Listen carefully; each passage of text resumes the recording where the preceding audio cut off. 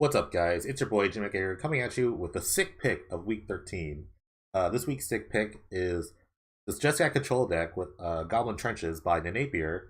He's been playing this a lot in the leagues, and he finally broke out in the tournament. He actually made the finals of the Monday tournament, just losing to Ribbons of Night here. Yeah, it's just kind of Jeskai control deck with like a lot of really interesting choices here, but the main win condition is generally Goblin Trenches. I've definitely played this deck a lot in different scenarios, and I've definitely lost this card. It's pretty sick. But let's just go over the deck list right now. 26 lands here. Much of non-bases out here. Thawing Glaciers, though, is an interesting card here.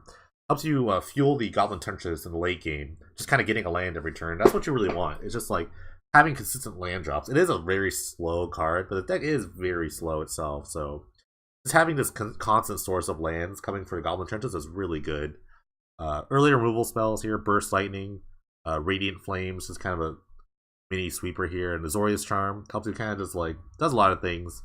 Stops attackers, just draws cards when you need it to.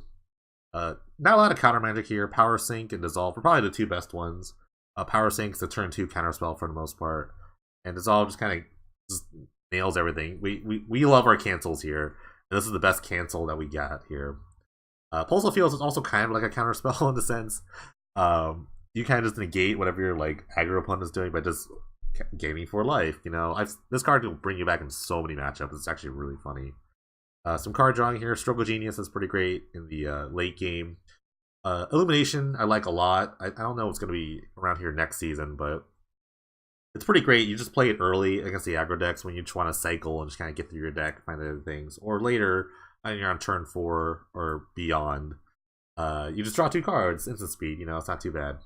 The Fairies mode, pretty heavy hitter here.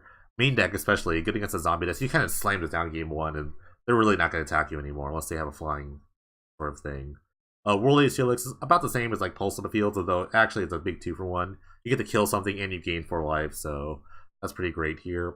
Prophetic Bolt, another sort of 2-for-1 sort of spell. You kill something and you find a new card to kill something else, or whatever. Final Judgment, though, is an interesting sort of wrath here. It doesn't see a ton of play, but Exile Creatures has a lot of different applications versus things like planar outbursts, which are more common. When you exile creatures, you can kind of like negate cards like Animate Dead or persist creatures like Murderous Redcap, so things like that. So the exiling part is pretty interesting. It's a pretty interesting choice. I use this over something like planar outbursts, which is actually cheaper. Goblin Trenches, like I said, is kind of one of the main win conditions here. Just it does actually get out of hand. It's like, you know, sack a land, make 2 guys, and you can do that when you're especially super flooded with 26 lands in the deck. Aetherling, also a classic control win condition here, but it's pretty necessary for the most part. Sideboard, Forsake the Worldlies for the disenchant effect here, and also cycles when you don't need it. Seer of Law for the red decks. Gaia's Blessing is interesting. Helps you not get milled out, so matchups like Sphinx's Tutelage, for example, or like, there's like, you know, just Tutelage decks for the most part. Those are all trying to mill you out. But that's a pretty interesting card. There's actually like there are ways to cast it. He has a couple of green sources, but yeah, it's pretty just like anti-mill strategy here. Phyrexian Furnace for the graveyard hate.